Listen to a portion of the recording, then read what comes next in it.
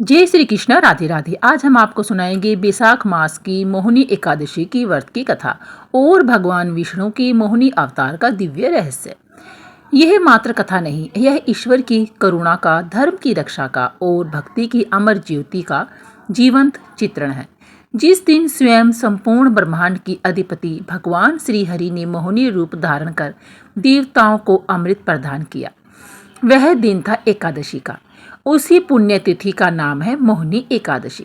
जो व्यक्ति इस कथा को श्रद्धापूर्वक सुनता या पढ़ता है, उसे सहस्त्र गांव दान, यज्ञ और तीर्थ स्नान का फल प्राप्त होता है। वह सभी पापों से मुक्त होकर भगवान विष्णु के धाम को प्राप्त करता है। क्या आपने कभी विचार किया है कि जिनकी माया से यह सृष्टि बंधी हुई है, वे स्वयं क्यों बने माया स्वरूप? वह कौन सी लीला थी जिसके माध्यम से विष्णु भगवान ने अधर्म को भ्रमित किया और धर्म को विजयी बनाया? भक्तों, मोहिनी एकादशी केवल व्रत का दिन नहीं है, यह आत्मा के मोह से मुक्ति का द्वार है।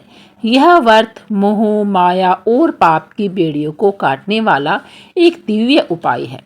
इसकी कथा सुनने मात्र से ही कई जन्मों के पाप भी नष्ट हो जाते हैं और प्रभु की कृपा हमें प्राप्त हो जाती है। तो आइए हम सब मिलकर मन से, पूरे विश्वास से, श्रद्धा के साथ और आत्मा में भक्ति के लिए इस कथा को सुनते हैं, जिसे सुनकर स्वयं श्री राम ने भी अपने गुरुदेव वशिष्ठ से मोक्ष का मार्ग जाना। आइए हम अपनी कथा को शुरू करते हैं। बहुत प्राचीन समय की बात है। बैसाख मास में जब शीतल वायु मंद मंद बह रही थी, पुष्पों की सुगंध वातावरण को पवित्र कर रही थी, तब धर्मराज युधिष्ठिर ने भगवान श्री कृष्ण से अत्यंत विनम्रता से पूछा, हे वासुदेव जी, आप तो त्रिकालज्ञ हैं, समस्त जीवों के हितैषी हैं, कृपा करने वाले हैं। कृपा करके मुझे यह बताइए कि बैसाख मास के शुक्ल पक्ष की एकादशी का क्या नाम है, उसकी क्या कथा है, उस व्रत के पालन से क्या फल की प्राप्ति होती है और उसकी विधि क्या है। कृपया कर सविस्तार से कहिए, जिससे समस्त प्रजा का लाभ हो सके। भगवान श्री कृष्ण मुस्कुराए और उन्होंने अपने नेत्रों में करुणा और वाणी में मधुरता लाते हुए कहा, हे धर्मराज, यह प्रश्न पूर्व काल में भगवान श्री राम जी ने अपने गुरुदेव महर्षि वशिष्ठ जी से पूछा था। आज मैं वही पावन व्रत कथा तुम्हें कहता हूँ, जिसे सुनकर मनुष्य समस्त पापों से मुक्त हो जाता है और उसे मोक्ष की भी प्राप्ति होती है। भगवान राम ने एक दिन वशिष्ठ मुनि से प्रश्न किया, हे मुनिवर, कृपा करके मुझे ऐसा कोई व्रत बताइए जो समस्त पापों का नाश कर दे और मोह जाल को काट डाले और मेरे जीवन को शुद्ध बना दे, आत्मा को पवित्र बना दे।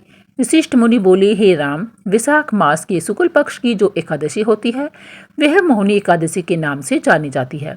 यह व्रत इतना प्रभावशाली है कि यदि कोई मनुष्य इसे श्रद्धा, भक्ति और नियम पूर्वक करता है, तो वह जीवन के समस्त पापों से मुक्त होकर श्री हरि विष्णु के लोक को प्राप्त होता है।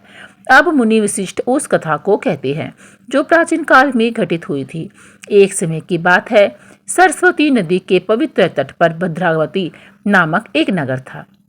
वहाँ एक अत्यंत ही धर्मात्मा राजा राज्य करता था, जिसका नाम था धृतिमान।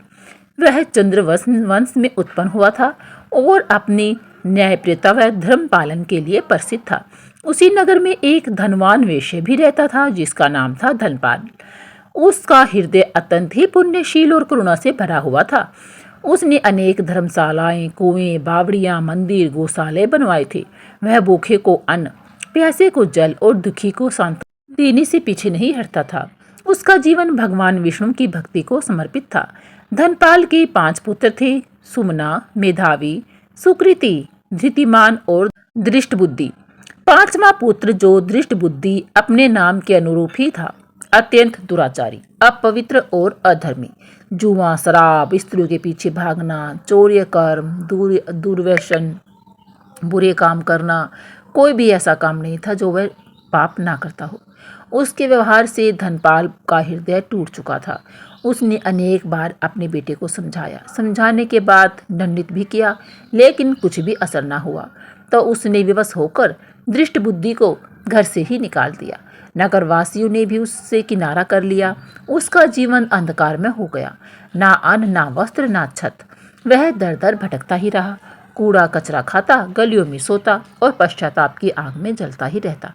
एक दिन भाग्यवश वह महर्षि कौंडिन्य के आश्रम पहुंच गया। वह समय वैशाख मास का था और कौंडिन्य मुनि गंगा स्नान कर आश्रम लौट रहे थे। उनके शरीर से दिव्यता झलक रही थी। दृष्ट बुद्धि ने उनके चरणों में गिरकर करुण स्वर में कहा, हे तपोधन, कृपा कीजिए, मेरा जीवन पाप से भर गया है। मुझे ऐसा कोई उपाय बताइए जिससे मेरा उद्धार हो जाए। कौंडिन्य मुनि ने करुणा से कहा, हे वत्स, तुमने जो पाप किए हैं उनके लिए पश्चाताप ही प्रथम उपाय है और दूसरा उपाय है मोहिनी एकादशी का पावन व्रत। मोहिनी एकादशी के दिन तुम उपवास रखो, प्रभु का सुमिरन करो, रात्रि में जागरण करो और अगले दिन ब्राह्मणों को दान अवश्य दो। यह व्रत मेरु पर्वत जैसे पापों को भी नष्ट कर देता है। दृष्ट बुद्धि ने मुनि के वचनों को आत्मसात किया और पूरी विधि पूर्वक मोहिनी एकादशी का उत्तम व्रत किया। उसने दिन भर अन्न जल त्याग कर व्रत किया, रात्रि में भजन कीर्तन में भाग लिया और अगले दिन स्नान कर ब्राह्मणों को दान दक्षिणा देकर भोजन कर भी कराया। इस पुण्य व्रत के प्रभाव से उसका समस्त पाप धुल गया।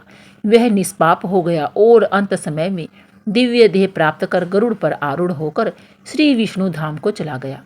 हे राम, यह मोहिनी एकादशी का व्रत ऐसा है जो न केवल जीवन की दिशा ही बदल देता है अपितु परलोक भी सुधर जाता है। फिर श्री कृष्ण युधिष्ठिर जी से कहते हैं, हे धर्मराज, जो मनुष्य इस व्रत को श्रद्धा से करता है उसे सहस्त्र गोदान, श्रवणदान और अन्नदान का फल प्राप्त होता है। यह व्रत धन, संतान, सौभाग्य और मोक्ष प्रदान करता है और जो भक्त केवल इस कथा को सुनते हैं वे भी पुण्य के भागी बनते हैं। हे धर्मनिष्ठो, मोहिनी एकादशी केवल एक व्रत ही नहीं है, यह मोह माया के बंधनों को काटने वाला आत्मज्ञान का द्वार है। यह व्रत श्री हरि की उस लीला से जुड़ा है जब उन्होंने स्वयं मोहिनी रूप धारण किया था। देवताओं और दैत्यों ने जब समुद्र मंथन किया था तो अंत में अमृत निकला था।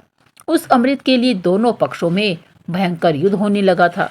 तब भगवान विष्णु ने मोहिनी रूप धारण कर असुरों को मोह में डालकर देवताओं को अमृत का पान कराया था। उसी दिन से इस एकादशी का नाम पड़ा था मोहिनी एकादशी। यह श्री हरि विष्णु के उस मोह विनाशक स्वरूप का स्मरण कराती है जिसमें वे स्वयं माया को पराजित करते हैं। जो मोहिनी एकादशी व्रत करता है वह मोह से मुक्त हो जाता है और जो यह कथा सच्चे भाव से सुनता या पढ़ता है उसके जीवन में आनंद, शांति, श्री हरि की कृपा स्थायी रूप से हो जाती है। जय जय श्री हरि विष्णु भगवान की जय। मोहिनी एकादशी यह कथा उन अनगिनत रहस्यमय और अद्भुत घटनाओं में से एक है जिसमें भगवान विष्णु ने सृष्टि की रक्षा के लिए मोहिनी रूप में अवतार लिया था। यह कथा केवल मोहिनी एकादशी से ही नहीं जुड़ी है बल्कि यह दर्शाती है कि जब भी देवताओं पर संकट आया भगवान विष्णु अपने अद्भुत रूपों में प्रकट होकर धर्म की रक्षा करते हैं। सनातन धर्म में भगवान विष्णु के अनेक अवतार हुए हैं। मत्स्य, कूर्म, वराह, नृसिंह, वामन, परशुराम, राम, कृष्ण आदि। परंतु इन सभी में एक अवतार सबसे अनूठा है, मोहिनी अवतार। यह विष्णु भगवान का एकमात्र स्त्री रूपी अवतार है जिसमें उन्होंने नारी रूप में आकर देवताओं की रक्षा की और अमृत को असुरों के हाथों से जाने से बचाया। यह कथा केवल शक्ति और चातुर्य की नहीं बल्कि धर्म और अधर्म के संघर्ष की भी है। इसमें छल, मोह, बलिदान और ब्रह्मा की योजना का गूढ़ रहस्य छिपा है। आइए इस अद्भुत कथा को विस्तार से जानते हैं। बहुत प्राचीन समय की बात है। त्रिलोक में अत्यंत उथल पुथल मची हुई थी। देवता और दानव दोनों ही स्वर्ग और पृथ्वी पर साम्राज्य के लिए प्रयास कर रहे थे। वेदों का ज्ञान लुप्त प्राय हो चुका था और तपस्वियों की साधना में विघ्न पड़ने लगे थे।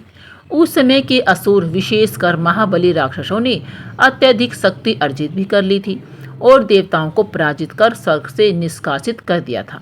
इंद्र, वरुण, अग्नि, यम सभी देवता त्राही त्राही हो उठे थे।